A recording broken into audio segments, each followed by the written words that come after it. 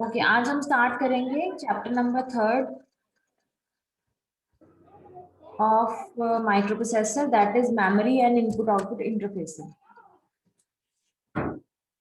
सबसे पहले हमने पढ़ लिया था आर्किटेक्चर, पढ़ लिया पिन डायग्राम, पढ़ लिया माइक्रोप्रोसेसर होता क्या, हमने इसके बारे में भी पढ़ लिया। और हमने एक चीज पढ़ी थी कि हमारी जो मेमोरी है वो हमारी माइक्रोप्रोसेसर के साथ अटैच होती है। हम माइक्रोप्रोसेसर को एक्सटर्नल मेमोरी कनेक्ट करते हैं और उस मेमोरी में हमारे पास जो है वो डाटा स्टोर होता है। अब वो जो मेमोरी है वो क्या है और किस तरह से काम करती है और किस तरह की टाइप्स है मेमोरी की, वो हमने पढ़ना है।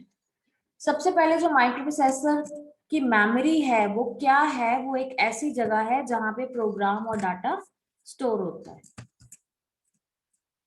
ठीक है, जहां पे प्रोग्राम और डाटा स्टोर होता है एग्जीक्यूट होने से पहले, उसको हम मेमोरी बोलते हैं। मेमोरी हमने दो ग्रुप्स में डिवाइड करी हुई है, एक है प्राइमरी मेमोरी और एक है सेकेंडरी मेमोरी। ठीक है, उसके बाद जो प्राइमरी मेमोरी है वो कौन सी है, रैम और रोम। वेयर एज जो सेकेंडरी मेमोरी है वो है हमारे पास काफी अदर मेमोरीज, जैसे कि फ्लॉपी डिस्क, हार्ड डिस्क, ये सब सेकेंडरी मेमोरी में आ जाते हैं। तो जो हमारी रैम और रोम जो कि प्राइमरी मेमोरी है, ये बहुत ज्यादा फास्ट होती है, बहुत चीप होती है, बहुत छोटे साइज में होती है और बहुत लाइट वेट होती है। इसकी जो स्पीड है वो बहुत ज्यादा है। इसकी स्पीड ज्यादा होने के कारण सीपीयू इसको डायरेक्टली असेस कर सकता है, इस मेमोरी को, प्राइमरी मेमोरी को। प्राइमरी मेमोरी जो है वो हमारे ये माइक्रोप्रोसेसर जो है इसको इजीली असेस कर सकता है। दैट मीन्स ये बहुत जल्दी अपना ऑपरेशन परफॉर्म कर लेते हैं। वेयर एज जो सेकेंडरी मेमोरीज हैं वो एक मैग्नेटिक मेमोरीज होती हैं। इसमें हम काफी सारा जो डाटा है वो हम स्टोर कर सकते हैं सेकेंडरी मेमोरी में। और उसमें हमारे पास कौन कौन सी चीजें आ जाती हैं, फ्लॉपी डिस्क आ जाती है, हार्ड डिस्क आ जाती है। और जो इसकी स्पीड है वो as compare to primary memory कम होती है और they are sequential in nature. और इसकी जो कॉस्ट ऑफ स्टोरेज है पर बिट वो भी कम है as compare to semiconductor memories. ठीक है, सेमीकंडक्टर मेमोरीज कौन सी है यहाँ पे, रैम और रोम। अब यहाँ से एक डायग्राम देखो, इस डायग्राम से आपको क्लियर हो जाएगा। सबसे पहले जो हमारी मेमोरी है वो दो तरह में ग्रुप्स में डिवाइडेड है, प्राइमरी और सेकेंडरी। यहाँ स्टोरेज मेमोरी की जगह सेकेंडरी मेमोरी आना है। प्राइमरी मेमोरी कौन कौन सी है, रैम और रोम। ठीक है, और सेकेंडरी मेमोरी कौन सी है, फ्लॉपी डिस्क, हार्ड डिस्क और सीडी रोम। जो हमारा रैम है वो आगे फर्दर यहाँ पे रैम आना है, R/W नहीं है, यहाँ पे रैम है। कुछ चीजें यहाँ पे थोड़ी सी मिस्टेक है, उनको देख लेना। नेक्स्ट आ जाता है डायनेमिक रैम और स्टैटिक रैम। जो रैम है वो दो तरह की, भैया मेरा टिफिन भी निकाल दो। मेमोरी जो रैम मेमोरी गुड दो, afternoon ma'am. Good afternoon, good afternoon. दो तरह की मेमोरीज हैं, रैम और रोम। जो रैम है वो फर्दर दो तरह की है, डायनेमिक एंड स्टैटिक। और जो रोम है वो फर्दर दो तरह की है, इरेजेबल एंड परमानेंट। जो इरेजेबल है that is E PROM and double E PROM, और परमानेंट है प्रोम। आई थिंक ये आपने सभी मेमोरीज के बारे में ऑलरेडी पढ़ा हुआ है। सो हम एक बार देख लेते हैं। जो मेमोरी है उसको हम दो ग्रुप में क्लासिफाई कर सकते हैं, प्राइमरी एंड सेकेंडरी। यहाँ स्टोरेज की जगह सेकेंडरी आना है। RAM and ROM are example of primary memory. या प्राइम मेमोरी नहीं है, प्राइमरी मेमोरी है। Primary memory is the memory the processor uses in executing and storing program. This memory should be able to respond fast enough to keep up with the execution speed of microprocessor.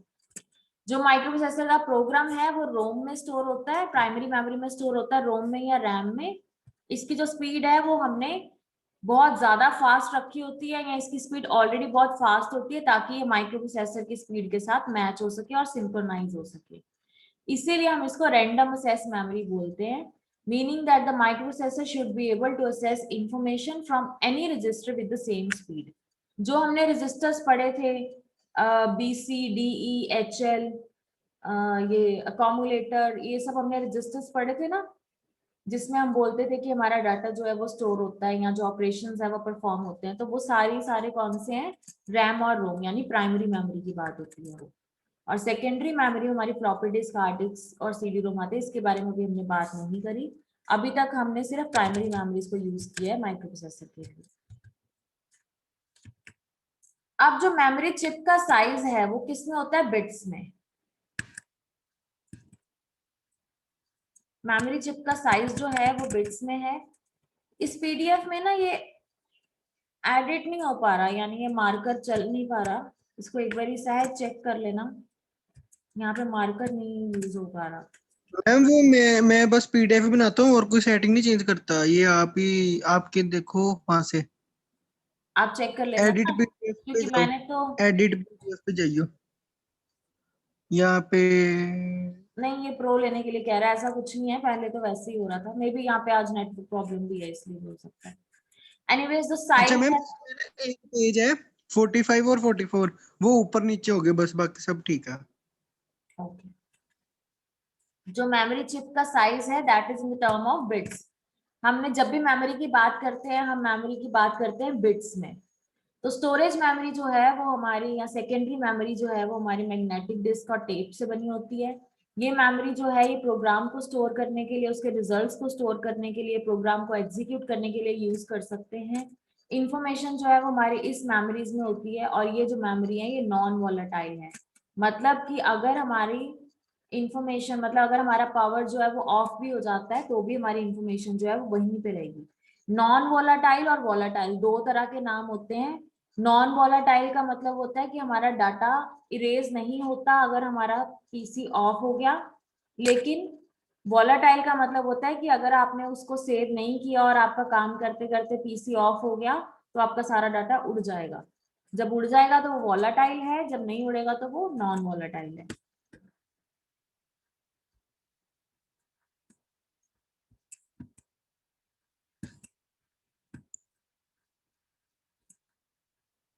अब हमारे पास storage memory के दो groups हैं, secondary storage and backup storage. Secondary storage and backup storage जो है इसमें हमारी disk और magnetic tapes, charge couple devices आ जाते हैं। प्राइमरी फीचर इन डिवाइसेस का क्या होता है कि जो सेकेंडरी स्टोरेज है उसकी कैपेसिटी बहुत ज्यादा होती है, स्पीड कम होती है और कॉस्ट भी कम होती है। जो प्राइमरी मेमोरीज है वो दो तरह की थी, रैम और रोम, और इसके एज ग्रुप्स को हमने यहाँ पे एक्सप्लेन किया है। अब ध्यान से सुनना, अभी तक तो जनरल डिस्कशन हमने करी है। रैम मेमोरी को हमने किस तरह से असेस करना है, ये ब्लॉक डायग्राम है रैम मेमोरी आईसी का। ये एक आईसी है जो कि मेमोरी आईसी है, रैम मेमोरी आईसी है। इसमें हमने 3 to 8 डिकोडर लगाया हुआ है और एक अनेबल पिन है। हमने जब एड्रेस लाइंस यूज करी A0 A1 A2, तो डिकोडर क्या करता है, 3 बिट्स हमने इनपुट पे दी थी और उसने आउटपुट पे कितनी देनी है डिकोड करके, 8 पिन, यानी Y0 से लेके Y7 तक। अब ये मेरी मेमोरी लोकेशन है, ठीक है, यानी ये मेरा रैम है। अब इसमें देखो ये रैम में इतनी सारी लोकेशंस हैं। अब रैम को मैंने, यानी रैम क्या है, रैंडम एक्सेस मेमोरी, इस मेमोरी को मैंने रीड भी करना है, राइट भी करना है। और रीड और राइट कौन से सिग्नल होते हैं, कंट्रोल सिग्नल्स होते हैं। तो यहाँ पे डाटा लाइंस में कौन सी यूज कर रही हूँ, D0 से लेके D7 तक, जितनी भी मेरी डाटा लाइंस है वो मेमोरी जो है वो उसको यूज कर रही है। अब मेमोरी लोकेशन, ये जो ब्लॉक्स बने हुए हैं हमारे रैम के अंदर, ये क्या है, मेमोरी लोकेशंस है।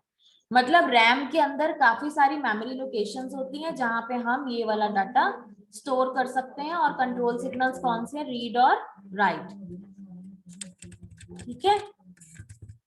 This is a block diagram of RAM memory IC. ये आपको पता होना चाहिए कि उसमें मेमोरी में हमारे पास मेमोरी लोकेशंस हैं और उनको यूज करने के लिए हमारे पास कंट्रोल सिग्नल्स हैं। अब ये क्वेश्चन आपको पेपर में आना है, what is memory mapping and what is input output memory mapping. या फिर आपको क्वेश्चन आता है compare input output mapping and memory mapping, ठीक है। सो मेमोरी मैपिंग का मतलब क्या है, memory IC with micro processor को कनेक्ट करना। मतलब अगर मैं माइक्रो प्रोसेसर को मेमोरी के साथ कनेक्ट कर देती हूँ, इसका मतलब वहां पे मेमोरी मैपिंग होगी। हर एक लोकेशन जो है वो 16 बिट एड्रेस कैरी करती है। हम सबको पता है हमारे पास माइक्रो प्रोसेसर के पास कितनी एड्रेस लाइंस हैं, 16, और डाटा लाइंस कितनी है, 8। अब मेमोरी आईसी जो है उसको मैंने माइक्रो प्रोसेसर के साथ मैप करना है, यानी कि माइक्रो प्रोसेसर के साथ कनेक्ट करना है। अब जब मैंने माइक्रो प्रोसेसर के साथ कनेक्ट करना है, तो जब रैम की बात कर रही हूँ तो वो भी एक आईसी है और माइक्रो प्रोसेसर भी एक आईसी है। तो किस नंबर पिन को मैंने किसके साथ कनेक्ट करना है और कैसे कनेक्ट करना है, इसको हमने पढ़ना है अभी।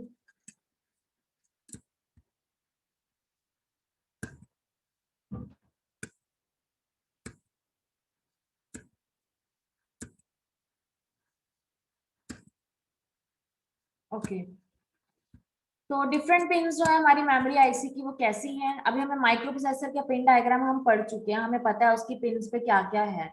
अब हमें मेमोरी मैपिंग के लिए मेमोरी यानी रैम की आईसी को भी पढ़ना है कि उसकी हर एक पिन पे क्या है। तो जब हम एड्रेस पिन की बात करते हैं, if number of address pins in memory IC are n, अगर मैं कहती हूँ कि मेरे पास जो एड्रेस पिन्स हैं मेमोरी आईसी की वो n है, then number of decoder output will always be 2n। जितनी उसकी एड्रेस पिन्स होंगी वो कैसे हमने फाइंड आउट करना है कि हमने कौन सा डिकोडर लेना है। जितनी हमारी एड्रेस पिन्स होंगी मेमोरी की, तो नंबर ऑफ डिकोडर आउटपुट जो होने चाहिए वो 2n होना चाहिए। सपोज मेरे पास 16 है एड्रेस लाइंस, ठीक है, तो कौन सा डिकोडर मैं यूज करूंगी जिसकी आउटपुट कितनी होनी चाहिए, 2। अगर मैंने 16 आंसर निकालना है तो 2n is equal to n, तो n की वैल्यू क्या होनी चाहिए।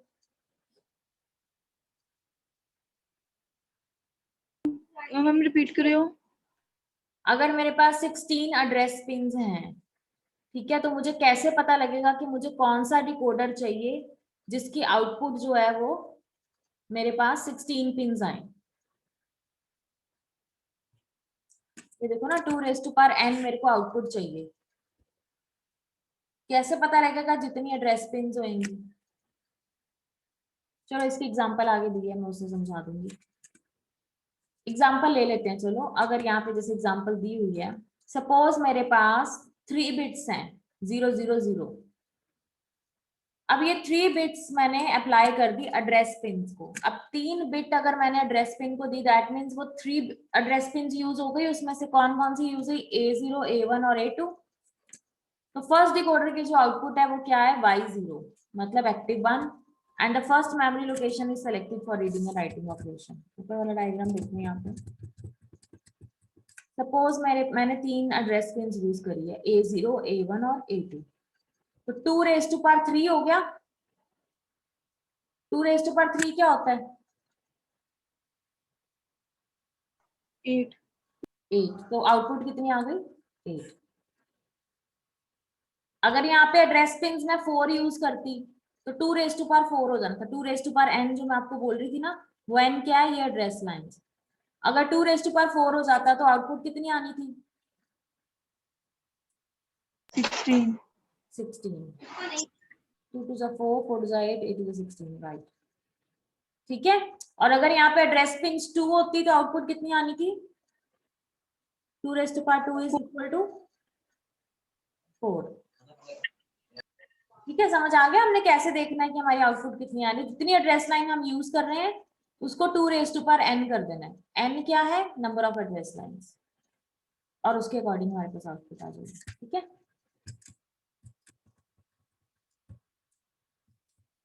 ये एग्जांपल दी हुई है। अगर अच्छा, माइक्रो प्रोसेसर की कितनी एड्रेस लाइंस हैं,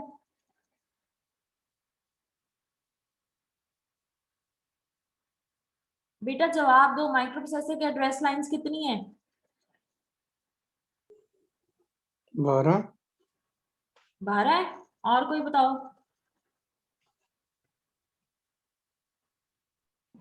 सहन, वीरेंद्र। हाँ जी मैडम, की कहते पे हो? माइक्रो प्रोसेसर में कितनी एड्रेस लाइंस हैं, माइक्रो प्रोसेसर में होती हैं 16। 16। तो अब मैंने आपको यहाँ बताया कि नंबर ऑफ एड्रेस पिन्स अगर हमें पता है, यानी नंबर ऑफ एड्रेस लाइंस अगर हमें पता है, तो हम निकाल सकते हैं कि उसकी कितनी मेमोरी लोकेशंस होंगी। ठीक है, तो आपने कितना बताया, 16। ठीक है, हाँ जी, तो number of memory 65,536। Number of memory locations कैसे निकालते हैं, 2 raised to power n। n कितना है, आप 16, यानी 2 रेज टू पावर हाँ जी 16, 2 रेज टू पावर 16 कितना होता है 65536, यानी 64 किलोबाइट्स की हमारी मेमोरी है माइक्रो प्रोसेसर की। समझ आई? ठीक है। हाँ जी मैम।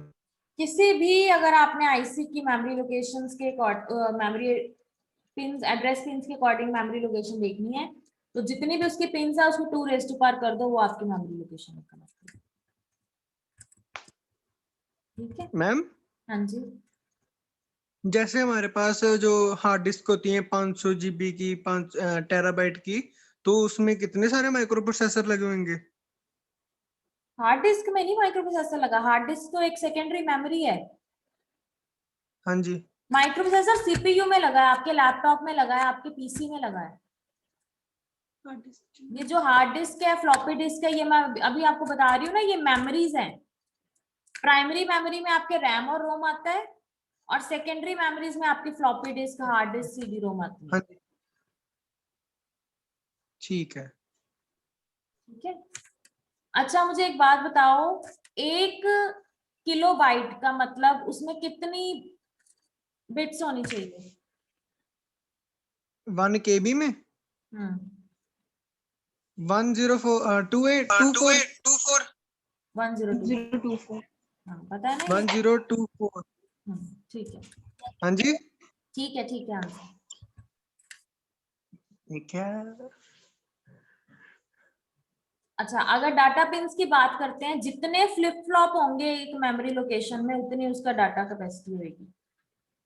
अगर 4 फ्लिप, क्योंकि जो एक फ्लिप फ्लॉप है वो एक बिट को स्टोर करता है। ठीक है, अगर मैंने 8 बिट्स को स्टोर कराना है तो मेरे पास 8 फ्लिप फ्लॉप होने चाहिए। तो डाटा पिन मेरे पास कितनी है, 8 है ना इसकी माइक्रो प्रोसेसर की, तो इसमें 8 फ्लिप फ्लॉप लगे हुए हैं। ठीक है, उसके बाद आती है ठीक कंट्रोल है। पिंस। कंट्रोल पिंस कितनी है, 2, एक रीड और एक राइट। अगर रीड पे सिग्नल लो है दैट मीन्स वहां पे 8 फ्लिप फ्लॉप से जो डाटा है वो रीड होगा। अगर हमारा राइट लो है तो दैट मीन्स हमारा जो 8 फ्लिप फ्लॉप है उसमें डाटा राइट होगा। क्लियर? नहीं मैम रिपीट करना। देखो डाटा क्या है, डाटा क्या है, एक फ्लिप फ्लॉप जो है एक बिट के डाटा को स्टोर करता है। तो मेरे पास माइक्रो प्रोसेसर में 8 डाटा पिंस है, दैट मीन्स वहां पे 8 फ्लिप फ्लॉप लगे हुए हैं। ठीक है, अब कंट्रोल पिंस 2 होती हैं, एक रीड और एक राइट। अगर मैंने डाटा को रीड करना है तो कहां से रीड करना है, फ्लिप फ्लॉप में से, यानी मेमोरी लोकेशन से। अगर डाटा को राइट करना है तो कहां से राइट करना है, फ्लिप फ्लॉप से। फ्लिप फ्लॉप में उसको राइट करना है डाटा को, दैट मीन्स वहां पे मेमोरी लोकेशन को राइट करना है। एक फ्लिप फ्लॉप मतलब एक मेमोरी लोकेशन। समझ आई? इसको पढ़ो बेटे, क्या लिखा है, if read is equal to 0 then 8 bit data is transferred from 8 flip flop of selected memory location of microprocessor through data pin D7 and D0। अगर मैंने डाटा को रीड करना है तो 8 बिट का डाटा जो है वो 8 फ्लिप फ्लॉप में पहले स्टोर था, वहां से वो माइक्रोप्रोसेसर के पास चले जाएगा। माइक्रोप्रोसेसर 8 बिट का डाटा रीड कर लेगा, कौन सी पिंस के थ्रू, D0 से D7 पिन, जो डाटा पिंस है उसके थ्रू। अगर मैंने डाटा को ठीक राइट है। करना है तो 8 बिट का डाटा जो है वो माइक्रो प्रोसेसर से फ्लिप फ्लॉप को ट्रांसफर हो जाएगा, ताकि उस मेमोरी लोकेशन पे कोई डाटा राइट किया जाए, कोई डाटा वहां फिल किया जाए। तो ये राइटिंग, वाइस वर्सा ही हो गया ना टाइप का। हाँ ये एक राइटिंग ऑपरेशन। किसी को अभी तक जो हमने किया उसमें डाउट है? एनीबडी? बेटा जो रैम और रोम है ना, इसको आपको एक्सटर्नली नहीं लगाना पड़ता। रैम और रोम जो है वो पीसी के अंदर ही होते हैं, माइक्रो प्रोसेसर के साथ अटैच होते हैं वो ऑलरेडी। ठीक है, और जो सेकेंडरी मेमोरीज होती हैं जैसे फ्लॉपी डिस्क है, हार्ड डिस्क है, सीडी रोम है, ये आपको एक्सटर्नली अटैच करनी पड़ती है। ये सेकेंडरी मेमोरी है इसकी। जैसे आपको अगर प्राइमरी मेमोरी कम पड़ रही है तो फिर आप सेकेंडरी मेमोरी को अटैच करते हो ताकि आपकी जो कैपेसिटी है वो इंक्रीज हो जाए। जब आप कंप्यूटर लेने जाते हो उनको पूछते हो ना इसकी रोम की इसकी रैम कितनी है, हाँ जी। मतलब इसकी प्राइमरी मेमोरी कितनी है। अगर मैं कोई भी एक्सटर्नल मेमोरी इसके साथ अटैच नहीं करता तो इसकी अपनी मेमोरी कितनी है। तो इसकी अपनी मेमोरी कितनी है माइक्रो प्रोसेसर की, अभी हमने देखा 2⁻16 इज इक्वल टू 64 किलोबाइट। तो माइक्रो प्रोसेसर की अपनी जो मेमोरी है वो कितनी है 64 किलोबाइट, यानी प्राइमरी मेमोरी इसकी 64 किलोबाइट है।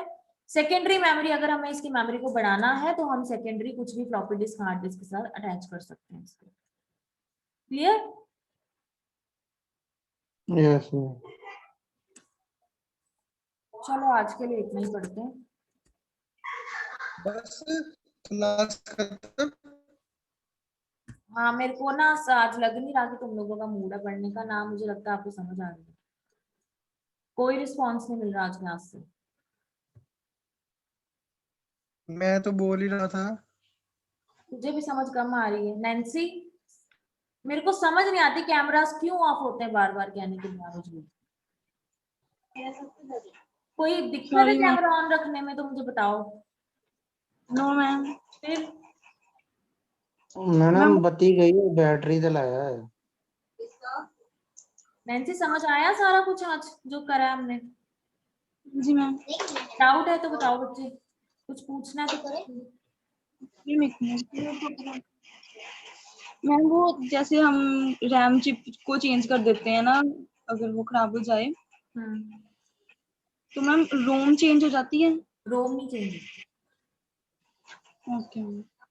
जब हम कुछ लिख रहे हैं ना कंप्यूटर के ऊपर, ठीक है, जी तो मैम। वो किसमें सेव हो रहा है? रोम में। हाँ जी मैम। अगर हम उसको सेव नहीं कर रहे तब भी जो हम लिख रहे हैं वो रोम में जा रहा है। जैसे ही हम सेव का बटन दबाएंगे वो रोम से रैम में आ जाएगा। मैम अगर ये रोम खराब हो जाए फिर कंप्यूटर खराब आ। जब हम नवी कंप्यूटर रोम ले लो। मैम जी किन केसेस में? मैं बताती हूँ, सुनो। जब हम कंप्यूटर को ऑन करते हैं ना तो कंप्यूटर ऑन होने पे कुछ सेट ऑफ इंस्ट्रक्शंस होती हैं। जब अब कंप्यूटर को मैंने ऑन किया, उसको थोड़ी पता है कि मुझे कोई ऑन कर रहा है। कोई सेट ऑफ इंस्ट्रक्शंस होती है, इनिशियल सेट ऑफ इंस्ट्रक्शन होती है। जब हम कंप्यूटर को ऑन करते हैं तो वो सेट ऑफ इंस्ट्रक्शन रन होती है। वो रन होने के बाद उसको पता लगता है कि अब मैंने स्क्रीन शो करनी है। तो वो प्रोग्राम जो इनिशियली स्टार्ट होने पे स्टोर होता है, वो प्रोग्राम किस में स्टोर होता है? रोम में। मतलब ये सारा कंप्यूटर जो सिस्टम चला रहा है ये सारा रोम की वजह से चल रहा है। और रैम जो है वो एक ऐसी मेमोरी है जिसको जब हम कोई भी अपने ये कह सकते हो आप, कोई भी वर्ड में जब आप किसी चीज को स्टोर करते हो, एक्सेल शीट को स्टोर करते हो, ये सारी जो स्टोरेज हो रही है, जो आपके फोल्डर्स बने आपके पीसी के अंदर, ये सारी स्टोरेज रैम के अंदर हो रही है। ठीक है। लेकिन कंप्यूटर को ऑन होने के लिए रोम चाहिए। मतलब जब हम टाइप कर रहे होते हैं तब पहले रोम कर रहा होता है कैप्चर। जब हम Ctrl+S कर देते हैं तब वो चल जाता है रैम के पास, है ना? ठीक है मैम। जैसे नैन्सी कह रही थी कि अगर खराब हो जाए, ये एक और खराब सुनो, कैसे होती हैं? एक और सुनो बात। जो रोम है ना, ये जैसे हम पावर ऑफ करेंगे, अगर हमने नहीं सेव किया तो वो उड़ जाएगा, इरेज हो जाएगा वहां से। जो रैम है उसमें वो इरेज नहीं होता। रैम जो है ये वॉलेटाइल है, रोम जो है नॉन वॉलेटाइल है। ठीक है? हाँ जी, अब बताओ सहज क्या पूछ रहे हो? जैसे नैन्सी कह रही थी ना कि ये अगर ये खराब हो जाए तो ये खराब कैसे होती हैं? मतलब क्या चांसेस होते हैं कि ये खराब हो जाए और फिर खराब बंदा इससे कैसे ओवरकम करे? मेमोरी खराब नहीं होती, जनरली मेमोरी खराब नहीं होती, मेमोरी कम हो जाती है, लिमिटेड हो जाती है। जैसे 64, मैंने अब अपने कंप्यूटर पे कोई ग्राफिक कार्ड्स का काम करना है, कोई गेमिंग जोन मैंने उसमें इंस्टॉल किया हुआ है, तो वो मेरा जो कंप्यूटर की मेमोरी है दैट इज 64 KB जो है वो उसको सपोर्ट नहीं कर पाएगा।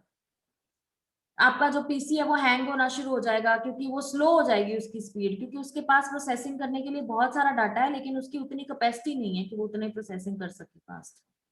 तो फिर हमें सेकेंडरी मेमोरीज लगानी पड़ती है। हम हार्ड डिस्क लगाते हैं एक्स्ट्रा साथ में, या ग्राफिक कार्ड अगर इंस्टॉल किए हुए हैं तो हम हार्ड डिस्क देखते हैं कि इसकी हार्ड डिस्क कितनी है, या इसकी इंटरनल कैपेसिटी ज्यादा होनी चाहिए। तो बेसिकली रैम रोम खराब नहीं होती, इनसे क्या होता है हमारा पीसी स्लो हो जाता है अगर हम एक्स्ट्रा कोई इस पे लोड डाल देते हैं। ओके। ठीक है, और बताओ हरनेक, आपको कुछ पूछना है? मैम जैसे ये सीपीयू में रैम बड़ी बड़ी होती हैं, वो जैसे हम लैपटॉप में देखते हैं मैडम, लैपटॉप में तो बड़ी छोटी होती है रैम, ऐसा क्यों? बड़ी छोटी होती मतलब? ये वो मैंने कह रहे कि कंप्यूटर इतना साइज में बड़ा होता है, उसमें सारी चीजें में वायर लगी होती हैं, कीबोर्ड लगा होता है डिफरेंट, सीपीयू डिफरेंट होता है, मॉनिटर डिफरेंट होता है, इनपुट यार जेडे होते हैं डिवाइसेस, और लैपटॉप होता है कि छोटा सा एक बुक जैसा होता है, और उसमें जो रैम और रोम होती है वो इतनी छोटी छोटी लगी होती है, ये वो कहना चाह रहा है। बेटे वो आईसी है, आईसी कितनी होती है? इतनी को आईसी 40 हाँ पिन जी की है। होएगी, 20 पिन की होएगी, 16 पिन की होएगी, इससे बड़ा साइज तो नहीं हो सकता। तो रैम अभी मैंने आपको दिखाया, रैम की आईसी कितनी है? इतनी सी है ना। यस और माइक्रो प्रोसेसर कितने पिन का? 40 पिन का, वो भी इतना सही है। तो ये कितनी को जगह कवर करेगा आपके हिसाब से? कुछ भी नहीं। थोड़ी थोड़ी करेगा। अब धीरे धीरे चीजें कॉम्पैक्ट हो ही जा रही हैं। पहले एक कंप्यूटर एक कमरे के जितना होता था, इतने बड़े बड़े फैन, यस इतने बड़े बड़े एसी लगे होते थे। अब धीरे धीरे नैनो टेक्नोलॉजीज आ रही हैं, तो चीजें कॉम्पैक्ट हो ही जा रही हैं। अब ये आईसी में लगा क्या हुआ है? ट्रांजिस्टर्स लगे हुए हैं, मिलियंस ऑफ ट्रांजिस्टर्स लगे हुए हैं। अब वो ट्रांजिस्टर का साइज हम और रिड्यूस कर देंगे तो आईसी और छोटा हो जाएगा, कंप्यूटर और छोटा हो जाएगा, लैपटॉप और छोटा हो जाएगा।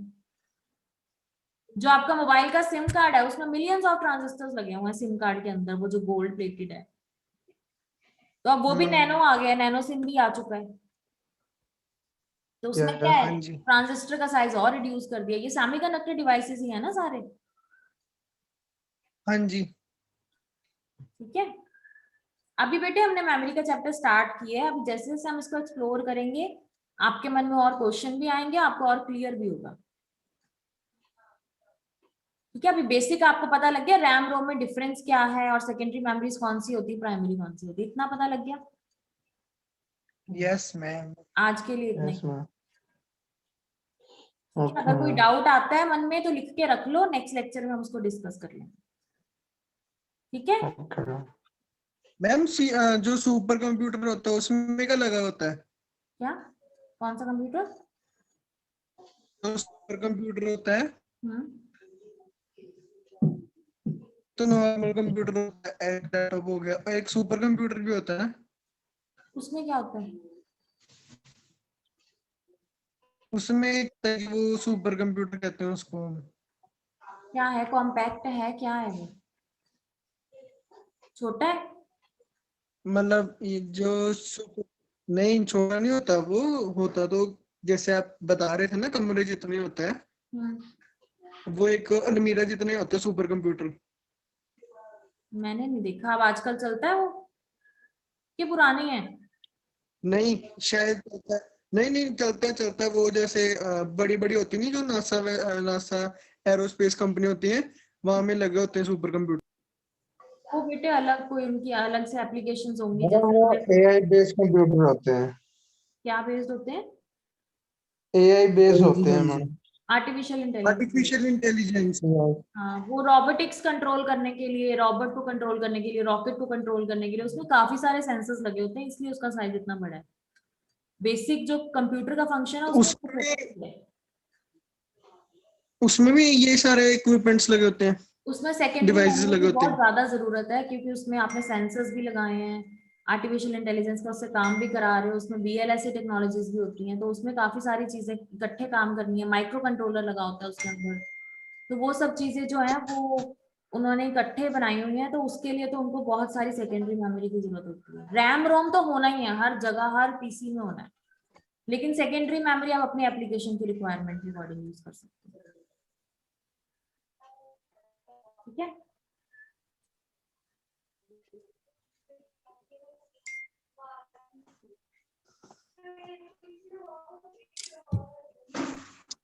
ओके बेटा, टेक केयर देन।